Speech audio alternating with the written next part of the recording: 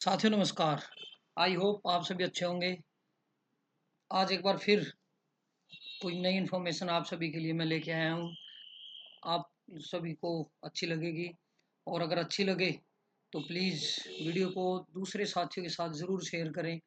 जो ये वीडियो बनाने का जो पर्पज़ है वो यही है कि जो मिस इन्फॉर्मेशन आपके आसपास फैलती रहती है या फिर आप ऐसे ही किसी से गाइडेंस लेते रहते हो जो कि जिसको प्रॉपर नॉलेज नहीं है और फिर आपको सफ़र करना पड़ता है।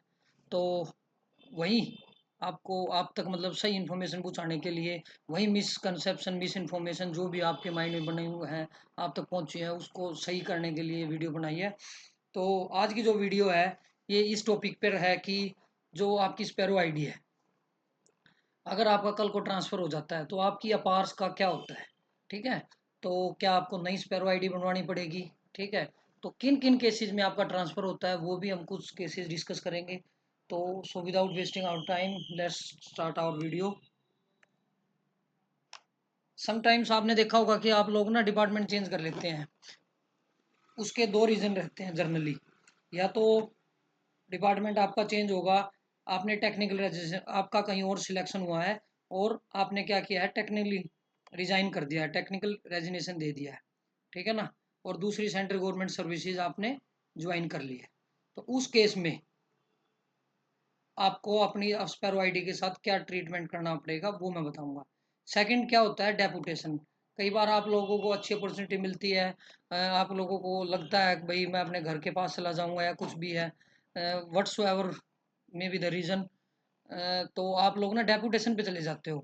तो डेपुटेशन पे भी अगर आप जाते हो, अगर वो सेंट्रल गवर्नमेंट का डिपार्टमेंट है, तो आपको अपनी स्पैरो आईडी का क्या ट्रीटमेंट करना पड़ेगा वो इस वीडियो में मैं आपको लास्ट में बताऊंगा। जनरली आप लोग जब डिपार्टमेंट चेंज करते हो तो अपार को लेके क्या इशू आते हैं।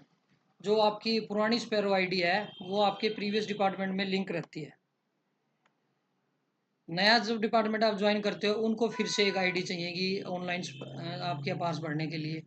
और अगर आप स्पैरो आईडी अपनी ट्रांसफ़र नहीं कराते हो तो आपको क्या होगा, आपकी जो अपार्स हैं और जो कंप्लाइंसेज हैं उसको फॉलो करने में डिफ़िकल्टी फेस करनी पड़ेगी। इसका क्या सॉल्यूशन है, जो भी एम्प्लॉई अगर डेपुटेशन पे या फिर टेक्निकल रेजिग्नेशन देके जाता है और नए दूसरे डिपार्टमेंट को ज्वाइन करता है और वहाँ पे भी स्पैरो पोर्टल वर्क करता है या एग्जिस्टेंस में है, तो आप लोगों को क्या करना पड़ेगा, वहाँ पे ना एक रिक्वेस्ट डालनी पड़ेगी।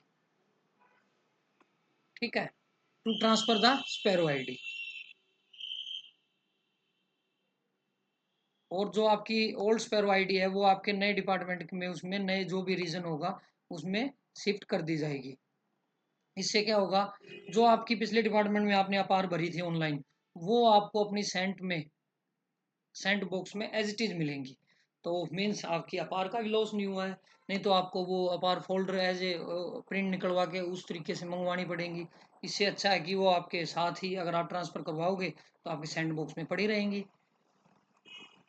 अगर आप इनकम टैक्स NWR रीजन को ज्वाइन कर रहे हो तो आपको इस मेल आईडी पर अपने दूसरे पुराने डिपार्टमेंट की स्पेयर आईडी को ट्रांसफ़र करवाने के लिए इस मेल आईडी पर रिक्वेस्ट भेजनी पड़ेगी।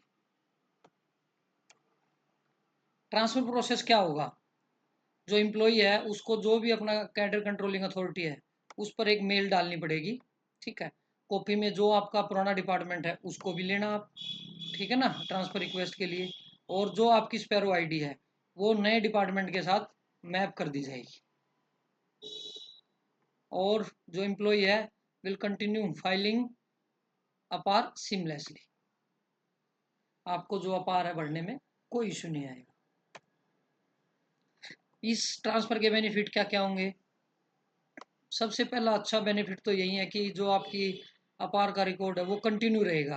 पिछली पीरियड की जो लास्ट जहाँ आपकी पोस्टिंग थी या जिस रीजन में थी या जिस डिपार्टमेंट में थी वो सारी अपार्स भी आपके पास अभी भी रहेंगी मेंटेन, और नई भी उसी के साथ ही कंटिन्यू हो जाएंगी। एक नया फ्रेश रजिस्ट्रेशन नहीं आपको कराना पड़ेगा।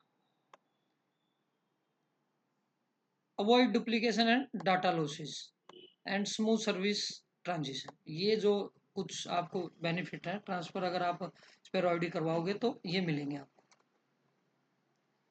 तो ये जो वीडियो मैंने बनाई है इसलिए बनाई है कि जर्नली यही होता है कि कुछ परसेंट जो एम्प्लॉय हैं वो अपना ट्रांसफ़र लेके दूसरे डिपार्टमेंट में ज्वाइन कर जाते हैं टेक्निकल रेजिग्नेशन लेके, और जहाँ वो पहले थे वहाँ पे अपनी स्पैरो आईडी उन्होंने अप्लाई कर की हुई है, तो उनकी आईडी तो क्रिएट हो चुकी है, लेकिन अब वो क्या करते हैं नए डिपार्टमेंट जाके फिर से नई बनवा लेते हैं, तो दो दो आईडी हो जाती है, फिर वो पुरानी वाली को डिलीट करवाना पड़ता है, डीएक्टिवेट करवाना पड़ता है।